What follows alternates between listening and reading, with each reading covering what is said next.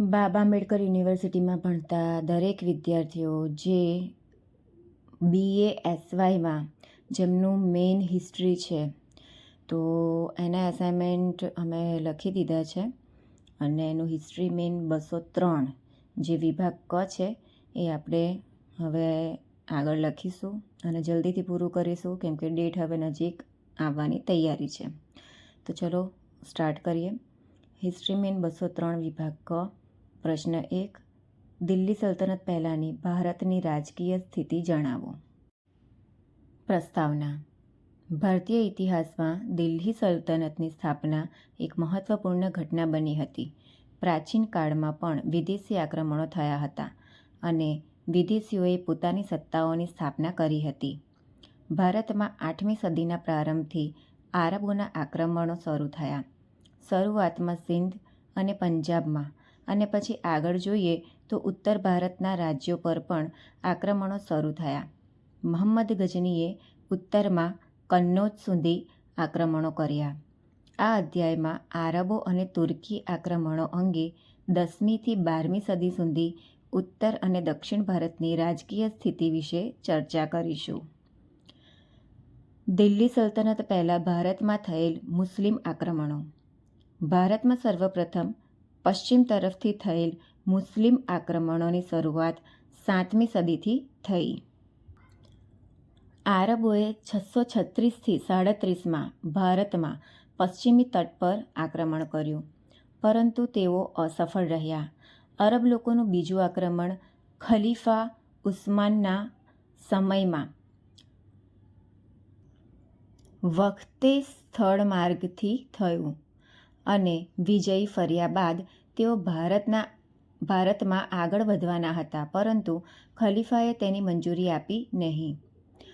આરબોનું ત્રીજું આક્રમણ 711માં થયું હતું.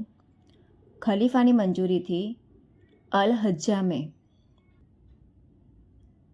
અલ-હજ્જામજે એક વિશાળ સેના તૈયાર કરી અને સિંધ પર આક્રમણ કરવા માટે સેનાપતિ ઉબેદુલ્લા હતા નેતૃત્વમાં સેના મોકલી, પરંતુ સિંધના શાસક દાહિરે આ સેનાને પણ પરાસ્ત કરી અને બુદ્દેલનો વધ કર્યો. ત્રીજી વખત પોતાના ભત્રીજાને અને જમાઈ મહમ્મદ બિન કાસિમના નેતૃત્વમાં સિંધ પર આક્રમણ કરવા સેના મોકલી, જેમાં મહમ્મદ બિન કાસિમ સફળ રહ્યો. તેણે સિંધના દેવલનગરની લૂંટ કરી. પછી નીરુન પર આક્રમણ કરી કાસિમે અધિકાર જમાવ્યો. કાસિમે સહેવાન પર પણ અધિકાર જમાવ્યો અને પછી રાજા દાહિર સાથે યુદ્ધ કરી કાસિમે દાહિરની 2 પુત્રીઓને પકડીને ખલીફાને ભેટ સ્વરૂપ મોકલી. આમ તેણે મુલતાન પર પણ વિજય મેળવી. આરબોએ સિંધ પ્રાપ્ત કર્યા પછી પશ્ચિમની ભારતના સૌરાષ્ટ્ર, ગુજરાતમાં લાટમાં આક્રમણો કર્યા, જેમાં નિષ્ફળ રહ્યા. આમ નાના મોટા ઘણા સંઘર્ષો થયા, પરંતુ આરબો સફળતા પ્રાપ્ત કરી શક્યા નહીં. આમ આરબોનું શાસન ભારતમાં સ્થાયિત્વ પામી શક્યું નથી. મહમ્મદ ગઝનીના આક્રમણ. ઈસવીસન 677માં એક તુર્કી દાસ સુબુક્તગીનીએ ગઝની રાજ્યની સ્થાપના કરી. ઈસવીસન 986માં સુબુક્તગીને જયપાલના રાજ્યની સીમા પર આક્રમણો કર્યા. આમ જયપાલે પણ સેના તૈયાર કરી સુબુક્તગીનીના રાજ્ય પર આક્રમણ કર્યું, પરંતુ જયપાલને સફળતા ન મળી, મતલબ નિષ્ફળ રહ્યા. સુબુક્તગીની પછી ઈસવીસન 997માં તેમનો પુત્ર મહમ્મદ ગઝનીનો શાસક બન્યો. તેણે ઈસવીસન 1000થી 1026 સુધી ભારત પર 17 આક્રમણો કર્યા. તેણે ઈસવીસન 1026માં સોમનાથ પર આક્રમણો કર્યા. ઈસવીસન 1001માં જયપાલના રાજ્ય પર, 1003માં જેલમ નદી કિનારે ભેરા, 1004માં મુલતાન પર, 1005માં ભટિંડા, ઈસવીસન 1008 મુલતાન પર બીજું આક્રમણ, 1008માં આનંદપાલ અને નાગરકોટની લૂંટ, 1009માં રાજસ્થાનમાં અલવર જિલ્લો નારાયણપુર, ઈસવીસન 1010 મુલતાન પર ત્રીજું આક્રમણ. ઈસવીસન 1013થી 14માં શાહી નરેશ ત્રિલોચનપાલ પર આક્રમણ. 1014 થાનેશ્વર 1015, કાશ્મીર 1019, મથુરા, કાલિંજર અને 1020, પંજાબ 1022, ગ્વાલિયર, કાલિંજર 1027માં, જાટ, ખોખરો જેવા રાજ્યો પર આક્રમણો કર્યા હતા. મહમ્મદ ઘોરીના આક્રમણ. મહમ્મદ ઘોરીએ પણ ભારત પર અનેકો આક્રમણો કર્યા.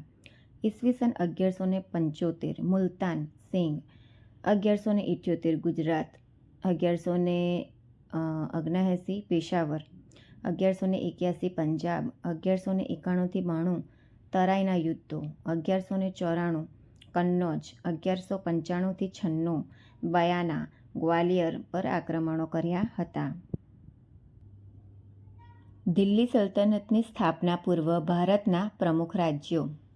કાશ્મીર. 11મી સદીની શરૂઆતમાં જ કાશ્મીરમાં લોહાર વંશની સ્થાપના મહમ્મદ ગઝનીના આક્રમણ સમયે કાશ્મીર પર સંગ્રામ રાજનું શાસન હતું. પંજાબ. પંજાબમાં 9મી સદીથી 11મી સદી સુધી હિન્દુશાહી વંશનું શાસન હતું. ભીમપાલ પછી આ વંશનો અંત થયો અને પંજાબનો આ વિસ્તાર ગઝની રાજ્યનું અંગ બની ગયું. ઈસવીસન 1192માં ખુસરો માલિકની હત્યા કરી ઘોરીએ પંજાબના રાજ્યમાં પોતાનું આધિપત્ય મેળવી લીધું. સિંધ અને મુલતાન. 11મી સદીના મહમ્મદ ગઝનીએ સિંધ પ્રદેશને આરબોના અધિકારથી મુક્ત કરાવ્યો અને પોતાના સામ્રાજ્યમાં મેળવી લીધો, પરંતુ તેમનો પ્રભાવ ઉત્તરી સિંધમાં જ રહ્યો. તેમજ મુલતાનમાં કરમાંથી મુસલમાનોની સત્તા હતી. દિલ્હી અને અજમેર. ઈસવીસન 1014માં ગઝનીએ થાનેશ્વર પર આક્રમણ કર્યું. વિગ્રહરાજ વિશલદેવ 12મી સદીના મધ્યમાં તોમરો પાસેથી દિલ્હી જીતી લીધું. પૃથ્વીરાજ અને મહમ્મદ ઘોરી સાથેના બીજા યુદ્ધમાં પૃથ્વીરાજ પરાજય થયા અને એ રાજ્ય મહમ્મદ ઘોરીના પ્રભુત્વમાં એક રાજ્ય તરીકે રહ્યું. આમ ભારતના ઘણા રાજ્યો પર આક્રમણો થયા, જે નીચે મુજબ છે. કન્નૌજ, જેજાકભુક્તિ, ત્રિપુરી, ગ્વાલિયર, નાડોલ અને ઝાલોર, મેવાડ, ગુજરાત, માળવા, બંગાળ, બયાના અને કલિંગ. દિલ્હી સલ્તનત સ્થાપના પૂર્વ દક્ષિણ ભારતના પ્રમુખ રાજ્યો. 11મી સદીથી 13મી સદીના પ્રથમ દાયકામાં દક્ષિણ ભારતમાં નીચે મુજબની રાજકીય સત્તાઓ હતી. ચાલુક્ય, દેવગિરીના યાદવ, બનવાસી, વારંગલ, દ્વારસમુદ્ર, મદુરૈ, તંજૌર, શિલાહાર વંશ અને ચેર. ભારતના ઇતિહાસમાં 11મીથી 13મી સદીનો સમય અત્યંત મહત્વપૂર્ણ સમય છે. આ સમયમાં ભારતમાં પશ્ચિમી ક્ષેત્રથી વિદેશી આક્રમણો થયા હતા. પ્રાચીન કાળની પશ્ચિમી તરફથી સતત આક્રમણો થયા રહ્યા છે, પરંતુ આ સમયે થયેલા આક્રમણોએ ભારતનો આખો ઇતિહાસ જ ફેરવી નાખ્યો. આ પહેલાં જે આક્રમણો થયા તેમાં આક્રમણકારીઓએ પોતાની સત્તાની સ્થાપના પણ કરી હતી, પરંતુ તે ભારતમાં સંમિશ્રિત થઈ ગયા હતા. ભારતીય ધર્મ, સંસ્કૃતિ, વિચાર, દર્શન વગેરેને અપનાવ્યો અને તે પ્રમાણે જ રહ્યા. આ સમયમાં થયેલા આક્રમણો ભારતીય જનમાનસને પ્રભાવિત કરનાર હતા. તે આક્રમણો ફક્ત રાજકીય સત્તા પ્રાપ્ત કરવા માટે નહીં, પરંતુ આર્થિક, ધાર્મિક અને સાંસ્કૃતિક કારણોસર પણ થયા હતા.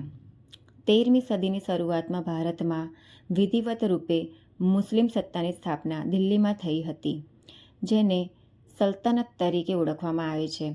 દિલ્હીમાં એક વિદેશી સત્તાની સ્થાપના અને તેમનો વિકાસ કોઈ અચાનક થયેલી ઘટના નથી, પરંતુ તેનો દુષ્પ્રભાવ ભારતીય પ્રતિરોધ ક્ષમતા પર પડ્યો તે મહત્વનું હતું. ઉત્તર અને દક્ષિણ ભારતમાં કોઈ પણ એવી સત્તા ન હતી જે વિદેશી આક્રમણોને સફળતાપૂર્વક સામનો કરી શકે.